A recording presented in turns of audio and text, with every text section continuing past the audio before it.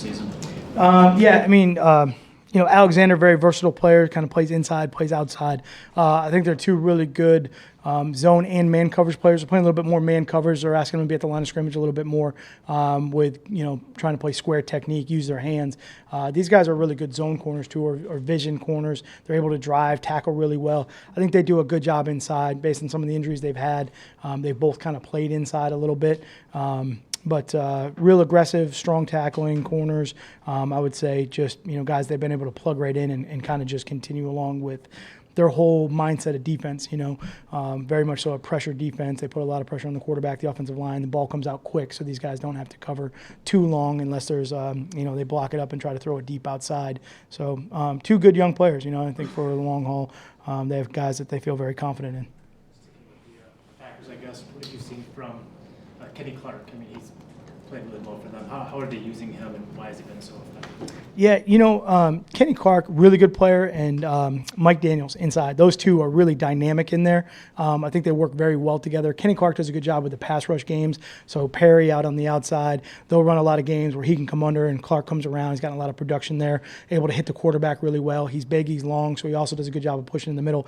And then I would say with Mike Daniels, as talented as he is, he plays with great strength, great short space quickness, and his ability to push that pocket. It opens up a lot of pass rush games underneath where Clark's kind of able to slide under and to make some of those plays up in the middle. So two very, very good guys inside, along with obviously, Clay Matthews and Perry on the edges. It's just, that's a hard front to deal with. When a quarterback's seen divisional opponents over and over again, is there any advantage for that quarterback because he's seen so much of a team, or is that? Yeah, I think that's one of the hardest parts about playing in division, I mean, you're so familiar with the teams and the players that are in that division, and, you play them twice a year and you're ready to go, and it's a lot of the same guys every single year. So it makes it very difficult. It makes it, much more difficult chess match, I would say, especially for, like Aaron Rodgers, a guy who's seen a lot in this league for a long time, a guy who does a great job of studying the game and really, you kind of keep mixing different looks at him, but he does a good job of really identifying what it is and attacking the defenses. So I would say just in general, divisional games are harder because of that, because you know each other so well, and you know the strengths and weaknesses of both teams and the personnel. So it really, sometimes you got to get in the game to really figure out, where they are from a game plan standpoint. Is it different? Is it the same? Are they using the players in a different way? Whatever that may be, and try to adjust from there. But it turns into a big adjustment game. Does the advantage in that go maybe to the player, whether it's Matthew or Aaron, or does it go more to the scheme? Is there? Could be both. It just really depends. I mean, both quarterbacks in this situation are obviously extremely smart quarterbacks, very well-versed players in this division and know these teams extremely well. So there will be a big facet of that in this game. Part of it could be scheme too. It's a little bit different scheme-wise for everybody. So that'll be a little bit of a kind of feel-out period through the beginning part of the game. And, just going to have to rely on the game plans to start and trust those, what they are, and then make adjustments from there. But I think at that point, that's when the player part of it really kicks in. They understand, hey, okay, this is how they're using everybody, or this is what maybe they're trying to do, and then you try to adjust based on who those guys are. And to stay with the division theme, do you look at it as an opportunity to really, trying to change what the standings look like for your team, and does it count too, kind of?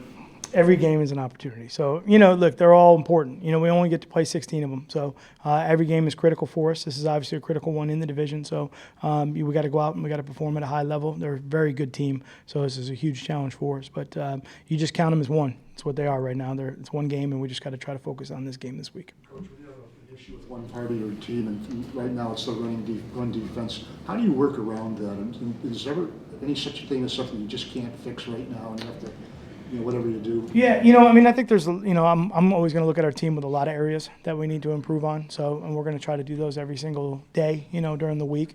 Certainly there's things in the run game, for instance, that we'll work on every day to get better. Technique, fundamentals, pad level, run fits, understanding of formations, different plays, schemes, divide the defense type of plays. Whatever have come up, we got to fix the problems that have hurt us in the past. It's a copycat league. Those will come up again. Somebody else will run them. We've already seen that this year. Some of the plays we've have shut down in some of the plays we're still struggling with. So we got to continue to get our guys to understand that. I got to coach it better and teach it better. But it's more than just the run game. There's a lot of areas of the game that I look at and say, all right, well, this is it may not have been exposed yet, but I see it and say, all right, this is real dangerous. If we don't get this fixed, it's going to be a problem at some point, which obviously I'm not going to tell you what that is, because why would I do the job for the opponent, right? There you go. The RPO stuff yesterday. Yeah. That became obviously a big buzzword around the league Sure, last year. it is a big buzzword, but it's really it's basic principles. You know, they actually have a couple different kind of run play schemes. They'll have the RPO concept where it's built in run to one side, pass to the other. They also have a run play that has built in throws for the quarterback that aren't necessarily routes. They're kind of just quick throws that he'll dart out there to the receivers and let them get in space and make plays based on alignment. And then they'll just call and run a run. Sorry, I cut you off. Go ahead. Keys though for a linebacker versus maybe just a traditional play action. I just wondered how those guys decipher. Sure, there are different keys to those plays, and to actually all three of those that I just mentioned that they run. It's very much so whether you're front side or back side of the play, how you see it, and the feel of the play is different. Obviously, the first thing that you have to deal with is the offensive line. There's two totally different mindsets there, whether you're front side or back side. And front side, they're coming at you pretty aggressive. Back side, they may not be.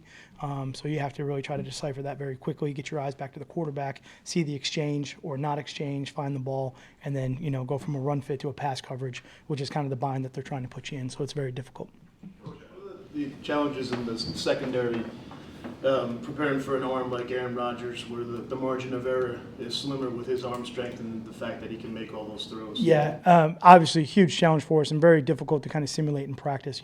Unfortunately, you're trying to do the best you can, but there's so many nuances that he has in that offense. It may be a look, it may be a signal, it may be just a particular throw that he can make that he's on the same page with his receivers because he's done it over and over and over with those guys.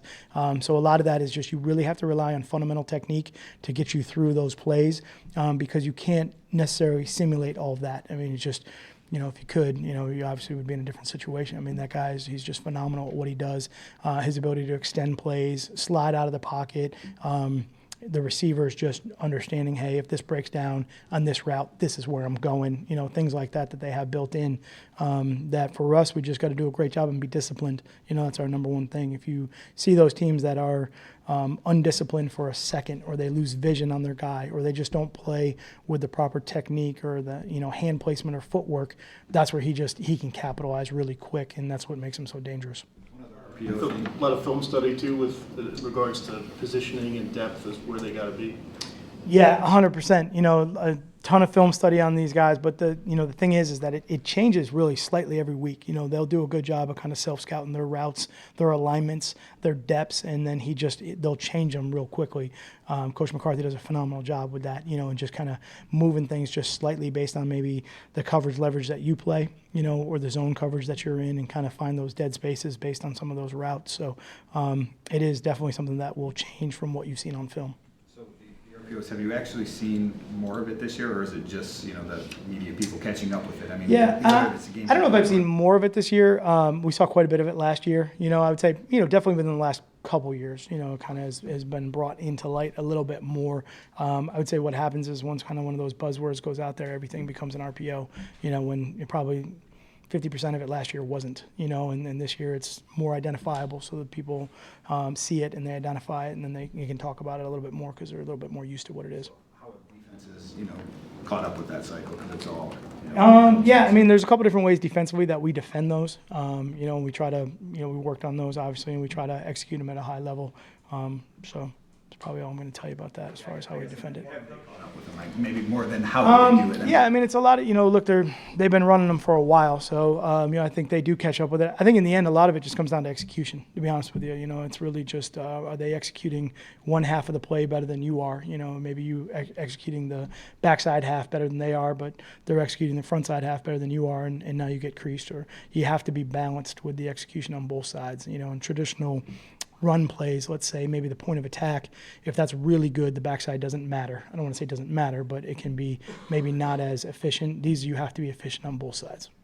Deshaun Shedd gave you some nice minutes in that game against the Patriots, matching up with Gronkowski, and then wasn't in the lineup last week. Is he a matchup piece for you now, or could you see his role expanding moving forward? Yeah, I mean, it just kind of depends on our depth in the back end, and for him, he does a good job just preparing every week, whatever his role might be.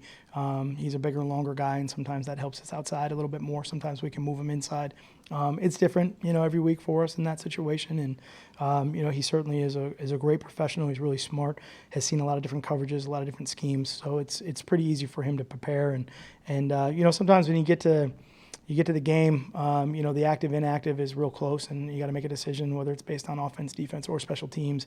Sometimes, one side of the ball can affect the other, or special teams can affect both sides of the ball in that case, and who you need up to give yourself the best chance to win. Okay? All right, appreciate it.